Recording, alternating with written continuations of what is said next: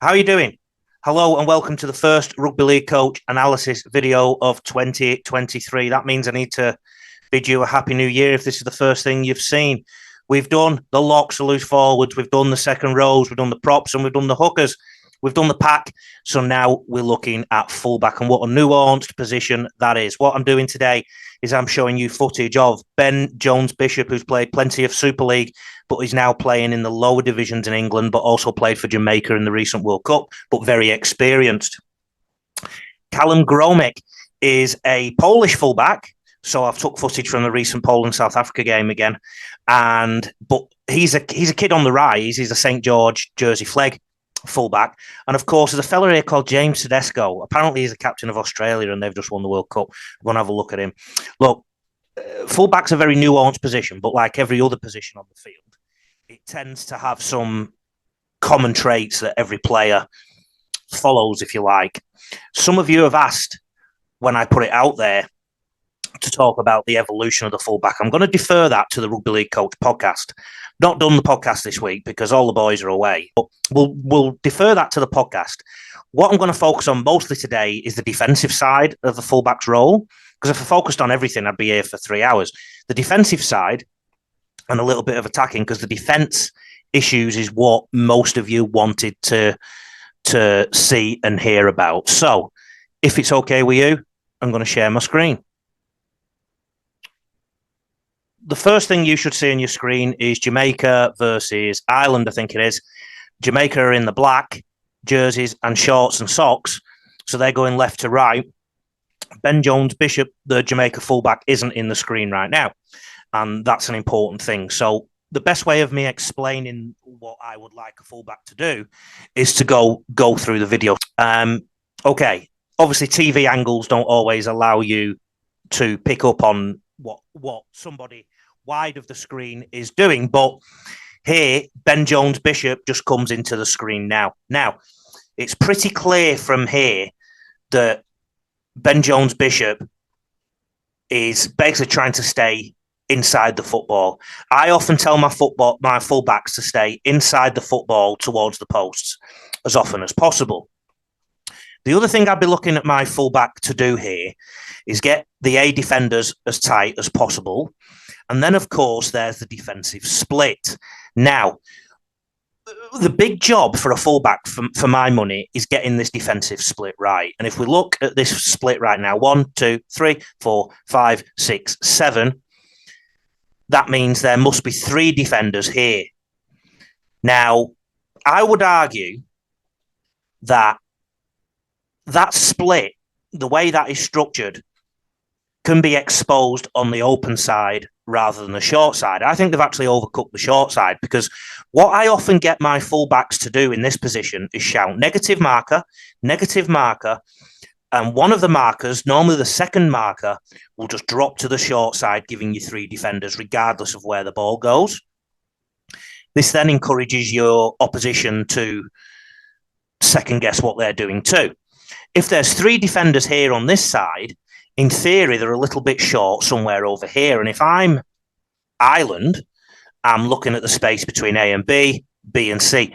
So as a fullback, I would like my players to be keeping the A's nice and tight, and then A, B, and C, the space is nice and closed. But of course, I'd have 1 extra. Let's see how the set plays out. And I want you to focus on the fullback's positioning and what he does. He moves inside the ball, and he's quite calm. Look at the depth he's got as well, and the relationship with his back 3. We've got to have tackle count considerations here. So he's now gone outside the ball slightly. What's also happened is A defender isn't back yet. So he's got a real challenge now getting this split right again, and they already look a little bit shorter. Again, 1, 2, 3, 4, and 5. The 5th defender is only just coming across. Bear in mind, this is the halfway point. Remember, we should have 10 in a defensive line, right? So really, from that line there, you want about 5. And because that's a poor ruck, Jamaica are short here, and I'm thinking that's why Ben Jones-Bishop has stayed on this side. Because he's got a long name, I might just say Ben. All right, is that okay? He stayed on this side of the play the ball. A lot of you have asked about positioning for a fullback, and you've got to read the game. you've got to be good at reading the game. And I think Ben has done well to read the game here because of where Ireland are attacking and where his defence is at. But this is what I'm saying about the ruck and the A's. Look at all that space there. And if Ireland were a bit smarter, they'd have turned the ball back inside, and Ben would have been the last line of defence. And that's an important thing. When I'm talking about the fullback, I think defence is really important because the whole reason that position was invented was a last line of defence. Okay, so really that's the first job of the fullback. And if you think about fullbacks in the round ball game too, they are defenders. This set now comes from deeper in the half. So we can now have a look at the positioning of Ben pertaining to the various positions on the field. Now, sorry, my microphone keeps cutting out, but I hope you can still hear me. As you can see, he's not in the screen here. Now, I want you to keep that in mind because when you look at Tedesco after, you'll see something slightly different. When you see the Polish fullback after, you'll see something slightly different.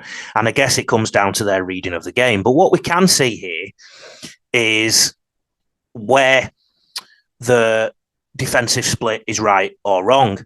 So again, we look at the defensive split, which I told you I believe is the key job of the fullback. 1, 2, 3, 4, 5, 6. That's not actually too bad. The problem is they're going to overload the short side here again. So I believe that this team, however they've been coached or whatever Ben is used to, I believe that they're probably overcooking the short side defensively. But that's just my personal philosophy. You've got to remember, when you're defending, there's always a yin and a yang. If you overload one side, then that makes the other side available. Before I do go to the offense, there is one other thing I wanted to get across from the defensive side from Ben's game. Obviously, we were talking about the defensive split earlier. Look at that one. Now, the numbers are all over the show. Now, this isn't just Ben's fault. It's the defensive ruck control, the collisions and the ruck control, and the focus on that. Now, of course, an important job for a fullback, as he's the last line of defence, is that last line of defence. So, let's have a look at Ben's here. They're obviously short. Ben's coming across from the inside. Now, I always advocate using the sideline as your extra defender. Now, if we look at Ben's approach here, he ends up not making a great attempt at a tackle, number one. Number two, he probably overruns it a little bit. He can stay on the inside shoulder if he wants, and the try is scored. So, in terms of last line of defence, that wasn't great, I don't think. Again, I think you'll see some difference when you see Tedesco a little bit later. Attack. Now, that's Ben there, just hovering around the back. And that's, to me, what a good fullback does in terms of support play. They hover around the ball in attack, coming out in exit. I'm going to show you a great example of that a little bit later.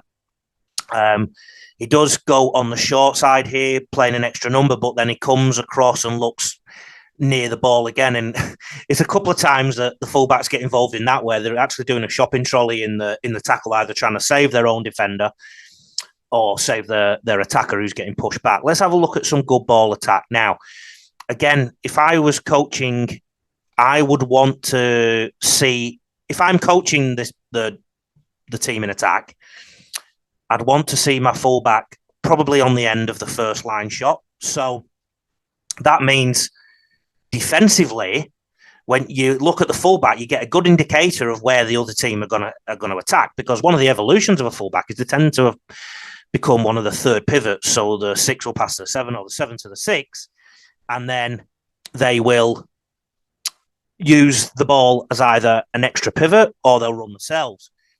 A good way of confusing the defence is to put your fullback in different positions in the line.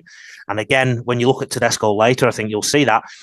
And another way of doing it is to have different key runners. So quite often I split my lock and my fullback either side, make them swap over, sometimes even change the front people. Sometimes the centre will be the backman, sometimes the second row, just to keep changing it.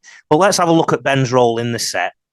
And of course, it's also dependent on what Jamaica do with the ball. Now, at the minute, he was hanging on the right side, and you can see there's an element of shape here. There's an element of front backman. I would say that it's off kilter a little bit, and timing's not quite right. And indeed, the ball doesn't go that way. So Ben was in position, but I'm not sure everyone else was. And I don't think that shape is too great. But let's have a look. Good lead from the 15, potentially an obstruction. Pass is probably a bit too short, and Ben's overrun it here. And look, Ben's a very experienced player, and you've got to remember this team was only together for a short time. So I'm trying not to be overly critical here, but you can see what Ben's trying to do. He's trying to get the timing right despite what's going on. He now gets into dummy half, and the ball goes to the middle. Let's see where Ben shifts his attack. He's now going around the other side of the field, so he's quite clearly the point of attack for Jamaica, or potentially the point of attack from Jamaica whenever they can be. Okay, we're now looking at the Polish fullback, Callum Gromek, and he gets involved very early in this game, and you'll see a great sweeping movement straight away, which shows his quality. Now, this video, instead of doing what I did with Ben in the last one, where I did defence first and then offence first, I've basically bobbed between the two because you get to see quite a lot of the fullback role here. Now, Poland shift early. Watch the fullback number 1 looping across now. Comes in as back man. What I like to tell my fullbacks to do, this was a great run. What I do like to tell my fullbacks to do, and he's obviously done something a little bit different here, I like my fullbacks to be wider and straighter. So if you imagine Callum coming on the back of something here, it might have been just enough to get around the South African defence completely. But he still did very well, and he got a quick play of the ball, and we're off and running. We're now at the end of that same set, and watch Callum's role here. He's the first to chase for the kick, and this is excellent because he makes the tackle. He's the first one to make the tackle. Was it a penalty? I don't know. Now, why this is interesting is it depends where he goes back in the defensive line. So he's moved at marker. Now, I wouldn't mind if my fullback stayed in at A here and then dropped back, because the chances in the game scenario of South Africa kicking very early, they're not even in shape. You could just have a little deterrent if they want to do anything, but like shifting the ball, even though they're not in shape. But I don't mind him being in the line there and then dropping back. And the reason why that's important, he's gone straight back. The reason why that's important, because he was involved in the tackle. If he gets back in the defensive line, that means they've got an extra defender and they can adjust accordingly, and that's fine. If they think they're going to have an extra defender and he just runs straight through and goes to the back, that means there's going to be a shortfall near the ruck. And in theory, South Africa could have exposed that. So that's something you've got to be really careful of with positioning. So in terms of those who asked about positioning, I wouldn't mind if my fullback is nice and close to defensive line here and then just gradually moving back. Anyway, as the set goes on, the fullback is out of the equation, and we get to look at the defensive split again and A defenders. And again, it's sort of jeopardized somewhat by inconsistent rucks or good rucks can help it along. So make of that what you will. He gets involved pretty soon. But before then, we've got a drop ball. Now, it's my friend, Mr. Maslanka, who dropped the ball. And I'm sorry, mate, but I've just got to use your lack of catching here as an example, because obviously catching a high ball is a really important role of the fullback and a good defensive role. Firstly, number two, Mr. Maslanka's feet are very wide, so his base isn't great. You tend to want to be shoulder width apart as a maximum. The other thing, you want to make a cradle with your hands where your elbows are close together. If we look at him here doing that, his arms are actually quite wide. The other thing is his arms are far away from his body and his head's far away. You can tell he's taking his eyes off the ball. His body needs to be in line there and his feet in line. Look how wide his posture is. His feet, he's almost squatting as if he's about to do some sumo wrestling. His hands are far apart. His body needs to be almost underneath it so that he can risk falling back if need be to catch the ball. It's always a better place to teach your fullbacks to do that, because then the ball tends to go backwards if it gets dropped anyway. But yeah, you're never going to catch it if your hands are that far apart. So cradle, elbows nice and tight, feet and body close to the ball. Now, this is important because we now get to see Callum's role at the back pertaining to defending in your own 10. Now, we did have a scrum. You've just seen that again from Mr. Maslanka, and I'm sorry. Again, I wouldn't mind Callum being in a defender there at the ruck, or a better structure so that Callum might have been in the scrum even and another defender out there. But there's no, by him not being in the defensive line there, it did give South Africa the opportunity to go wide. Now, I like to see my defenders get in at A, and Callum does that perfectly here. Get in at A, and then once a threat's gone, move in behind. But you've got to sort of tear ass behind and make sure that you get across quickly just in case they shift. But ultimately stay inside the ball. So Callum should be in line with this ruck around about here. Again, it could probably be a defender, but we can't see. I would like to see Callum about here. He's probably a little bit short of that at the minute.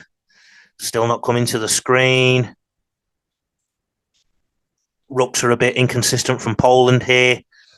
And again, you'll notice Callum's not in the screen here. And if there was going to be a try around about the centre area, then it would have been hard for him to impact on that positively from a Polish point of view. Now, South Africa bring the ball back here. Again, I would like to see Callum in A, and this is why it's important. So if Callum's in at A, James here, the prop, is at B. So we've got one extra defender out there. Now, if the fullback starts at A and waits for the threat to go, what would happen on this edge? Watch. So Poland would have had one extra defender out here. Now the master, James Tedesco, look at his positioning. Halfway line against Samoa in the World Cup final. Look how shallow he is. So if they want to kick over the top, that's fine. It'll just go into grass. He's also close enough that he can still talk to his defenders. Now, in terms of organising the split, talking to your defenders, I always tell my fullbacks to use names and point. Because if you say to somebody in the defensive line, go left, go left, go left, Dave, go left, Dave, go left, Dave, go left, if they're running backwards, backpedaling, their left is the same as your left. If they're facing you, their left is your right and your right is their left, etc., whatever. So you get confused. So I always tell the fullback to use names, say left or right, and use hand gestures. So imagine you're running to me at fullback and I use your name, Dave, Dave, Dave, Dave, Dave, left, left, left, left. Even if you're facing me, you can see my hand gesture pointing, okay? Tedesco's proximity there allows him to talk really clearly to the players, and I dare say he could be quite calm in that scenario. He was almost in at A defender there. I don't know if you saw that, but he was almost in at A defender. He's still inside the ball, so we're still following that protocol. And what's amazing is how calm he looks all the time with what's going on. You've got to remember at NRL level and World Cup level and this, that, and the other, the knowledge of what the opposition are going to do is really high. So you can predict a lot of it. I remember being at Manly and seeing Des Hasler's kick trajectories of Jonathan Thurston before they played the Cowboys. So the fullbacks and the back three were very aware of what they needed to do. Look how shallow Teddy still is. And we're getting later in the tackle count now. And we definitely come in closer to kicking territory, but he's keeping on top of his A's, his B's. Nothing's been penetrated in and around that yet. And here he's even come into the line. So I've not spoken to him about this, but he's done quite a bit A defender. So I guess that's part of his strategy where he just gives his defenders a little bit extra to move out. And then when the threat's gone, a bit like Callum defending on his line, he either comes in as third man or he drops out. So he spent a lot of time virtually as part of the defensive line there, which I found really interesting. He's the last line of the defense, and he's very close to the ball all the time. Don't forget, this is aided by knowledge of what the opposition are most likely to do. Look at where he is now. I would imagine Teddy is using his cue from Luai, the tackle count as well, and again, knowledge of what they'll do. Again, I'm not huge on the split, but who am I to tell the Australian Kangaroos what to do?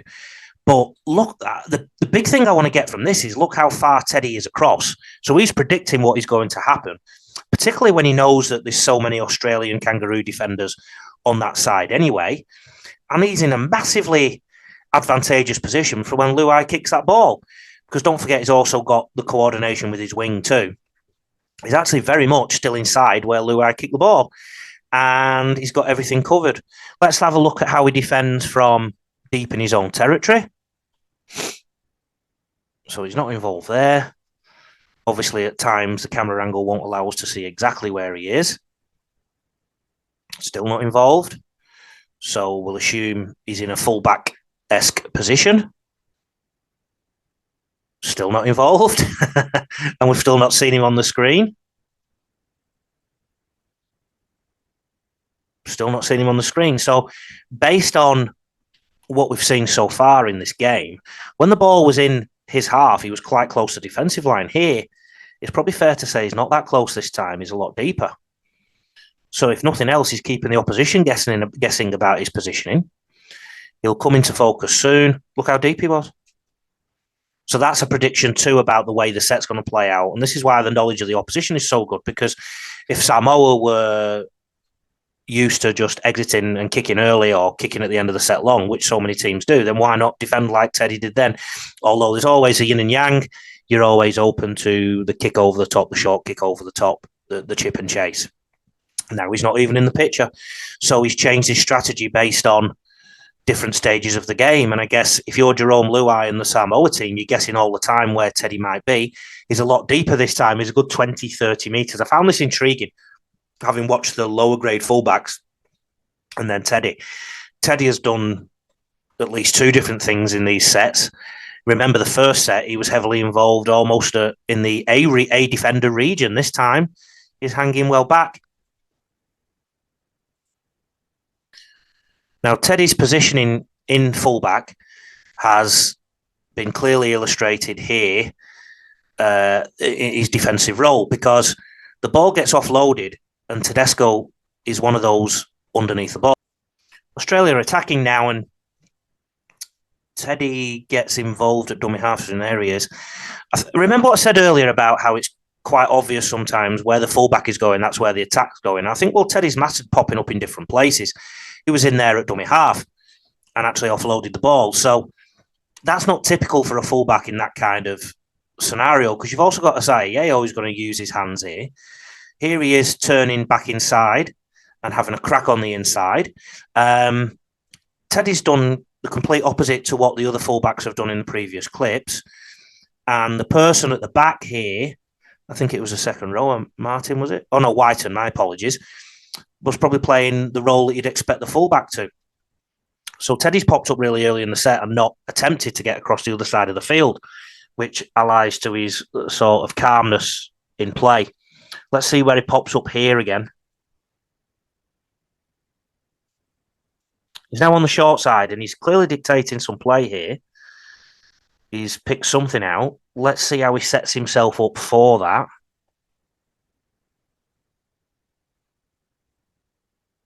He's the back man here, look. He's the back man. So that's the more traditional role, and didn't get there. Instead, he stayed on the short side, and you'd be forgiven for thinking the ball is coming this way. Luai seems to think it is. Did he even get square at marker? So Teddy, the difference with Teddy and the other two fullbacks is Teddy's reading of the game, I think, in attack. He seems to be also an important fulcrum of the Australia attack. He's back man again, but the ball goes the other way. And I guess when you're in a good side like this, you don't have to be the only point of attack. That's the key thing. Whereas in a lower grade side, you do have the pressure to be the point of attack. Now, remember Ben Jones-Bishop earlier supporting the play the ball through the middle. Remember Callum actually looped round very early. Now watch this for support play, and Queensland fans will have some nightmares about this, because this is the kind of thing he used to always do to Queensland, and probably still does, but they've got a little bit wiser to it now. Watch this. He's supporting in the middle. He's pointing to Josh Adokar where to go, and who's on the inside to support James Tedesco. Real key role for a fullback, that support play, because you can go anywhere. You've got a free rein, really. Again, he wasn't involved in any backline play there, but he's hanging on the right. So this time he's in a more conventional fullback position that we'd think.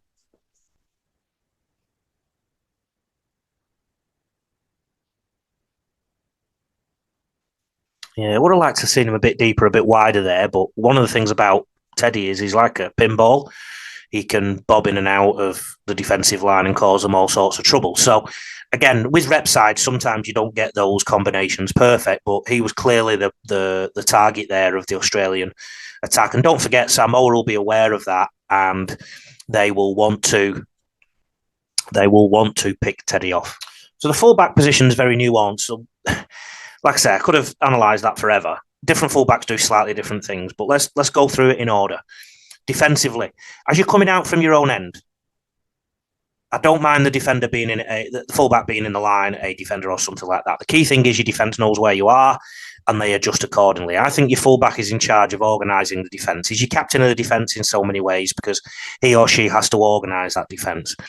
If they expect you at A and you just bolt to the back, that leaves space around the ruck. When you are at the back, though, I don't mind if my fullback is a bit shallower at the start and then moves deeper as the set goes on, particularly from an exit set. Although we've seen when you are in the other half of the field, your own goal line, how Tedesco was really shallow at the start. That is about reading the game. What I want my fullback to do is organise my defensive line from the A's outwards. When you are organising the defence, I always think it's better if you're a fullback to look at one side of the defensive line. Look at that in alignment with the post and the scrum line and any other indicators you want to use. If you get that side right, the other side will tend to be right. So you check one side first and then get the other side right. I like my A's to be tight, my B's to be tight, my C's to be tight. Also, remember, if we're on the scrum line, a negative marker so you can have one less defender on the short side, stack the open side and use your negative marker to be the extra defender. On your own goal line, come in at A, and then once the threat has gone past, move in behind. I hope that's answered so many of your defensive questions. Offensively, supporting the football on exit sets. In good ball, I think we've seen all the fullbacks do slightly different things. I think traditionally or recently, the fullback tends to be that third pivot, if you like, or the third runner stroke pivot. Or I think Darren Lockyer was a key in changing the way that was looked at. But I think teams are starting to read that now. So make your fullback part of a 2 or 3 person attacking structure that can pop up as that back person all the time just to keep them guessing. And somebody like Teddy can also get involved in the actual structure of the set. I hope that's answered some of your questions. And let's face it, it's quite a nuanced position. So we probably went in a few different directions there. So next, it's the wings. Take care. Speak to you soon.